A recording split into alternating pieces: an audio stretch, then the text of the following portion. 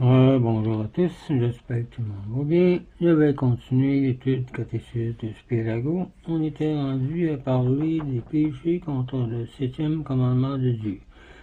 On avait parlé du vol, de la rapine, de la fraude et de l'usure, qui consistait à tirer un avantage du besoin du prochain, comme c'est marqué dans Exode 22, verset 25. Aujourd'hui, on continue avec le point 5. Et après ça, on va commencer de parler de la restitution. Donc, commençons avec un signe de croix. Au nom du Père, du Fils et du Saint-Esprit. Amen. Cinquièmement, c'est un péché que d'endommager le bien d'autrui, de retenir les objets trouvés, empruntés ou confiés, de ne pas payer ses dettes aussi. On endommage le bien d'autrui, par exemple, par un incendie, en foulant un champ ensemencé ou couvert de fruits, en griffonnant sur les murs ou les bancs, qui ne respectent pas le bien d'autrui, en salissant les habits, en jetant des pierres sur les arbres ou les autos, en pêchant ou chassant sur un domaine réservé, par exemple, etc. C'est une injustice de retenir les objets trouvés ou empruntés, car ils ne nous appartiennent pas. Il faut les rendre à leurs propriétaires, comme le firent les frères de Joseph dans l'Ancien Testament, qui revinrent rendre l'argent trouvé dans leur sac. Ce que tu as trouvé sans le rendre est une rapine, de Saint-Augustin. L'obligation de rendre est en proportion de la valeur de l'objet trouvé. Quand on ne connaît pas son propriétaire, il faut employer la diligence nécessaire pour le découvrir, par exemple en faisant sa déclaration auprès des autorités, etc. Si le propriétaire ne se retrouve pas, on peut garder l'objet. Il va sans dire que l'on n'est pas tenu de remettre cet objet au premier venu, qui se prétend propriétaire, et que l'on agit prudemment en examinant ses droits, tant pour ne pas se laisser tromper soi-même que pour ne pas causer de dommages au propriétaire véritable. Celui qui a trouvé une chose a droit à une récompense. Bien des gens empruntent des livres, des outils, etc., sans jamais les rendre. Quelques-uns sont même impertinents quand on réclame son bien. Ce sont de vrais voleurs. Il faut donc être aussi prudent pour prêter que consciencieux pour rendre ce qu'on a emprunté. Soyons honnêtes, la négligence à payer ses dettes est coupable. C'est déjà même un péché d'en faire à la légère, de prendre ça à la légère. Celui qui fait des dettes ressemble à une personne qui ne marche plus sur ses propres pieds, mais se traîne sur des béquilles et un jour saura comment enchaîner. La plupart des hommes ou des femmes contractent des dettes par amour du plaisir, du luxe pour satisfaire leur passion, et ils ne s'en font même pas un cas de conscience. Souvent, c'est un péché grave pour les commerçants de se déclarer en faillite pour s'enrichir.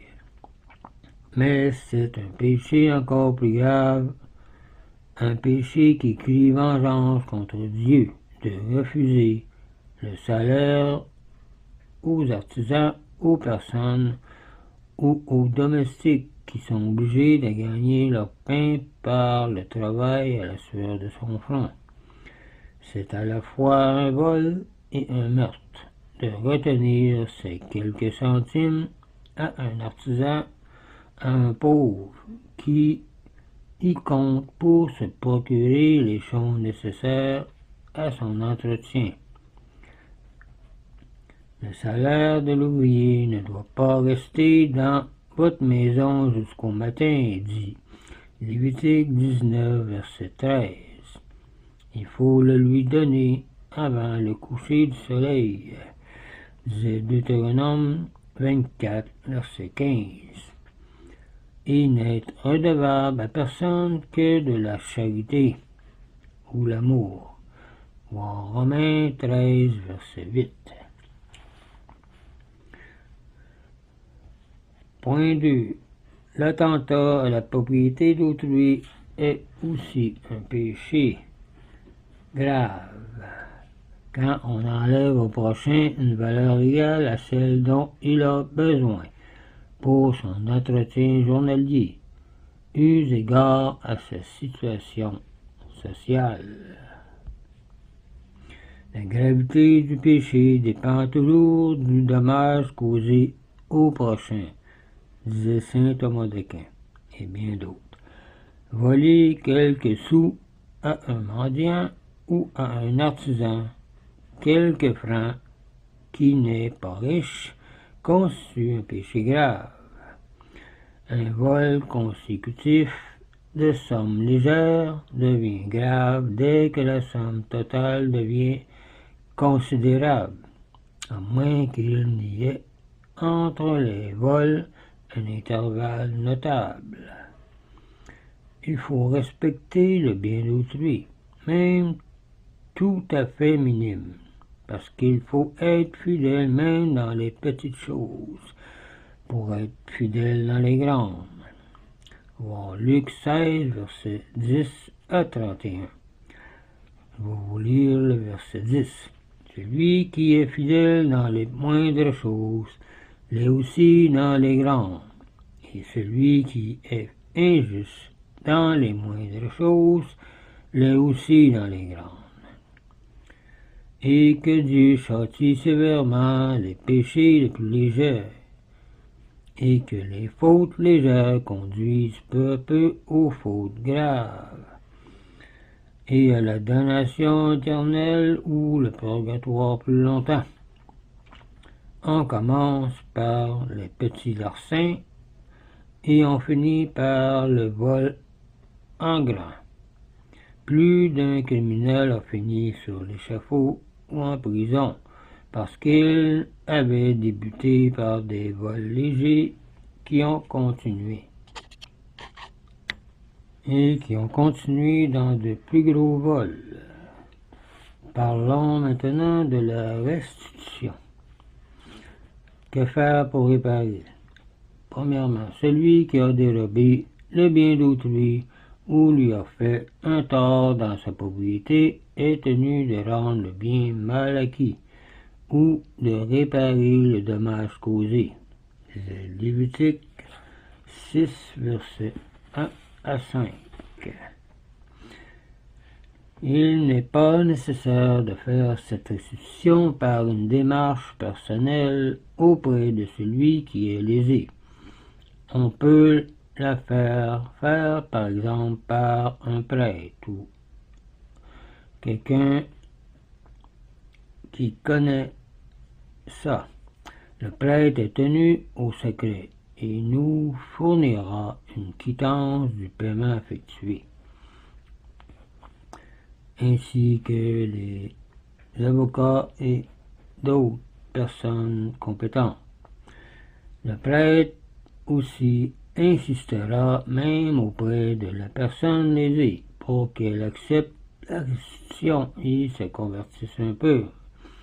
Le bienheureux Clément Hofbayer, l'apôtre de Vienne, fut un jour chargé de faire une restitution qu'on refusa d'accepter. Prenez garde, répliqua-t-il, il ne faut pas donner le bien volé au pécheur repentant. Sinon, il finira par s'imaginer que ce n'était pas un si grand péché ou un si grand vol et y retombera. Voici les principes relatifs à la restitution. Si le propriétaire ne vit plus, il faut restituer à ses héritiers. S'il n'y en a pas, il faut employer le bien mal acquis en aumône ou autres bonnes œuvres. Deuxièmement, si l'on ne peut pas restituer le tout, il faut restituer en partie.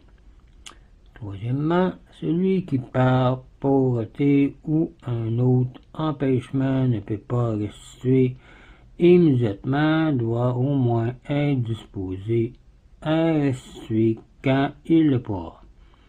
Et il est tenu de se mettre en mesure de le faire. Et quatrièmement, celui qui ne peut absolument rien restituer est tenu au moins de prier pour celui qu'il a lésé.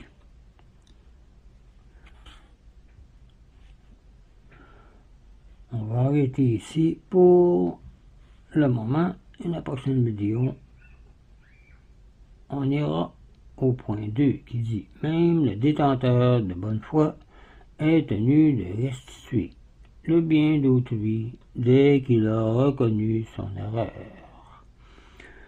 Car il faut restituer une chose volée que l'on a achetée ou reçue en don. »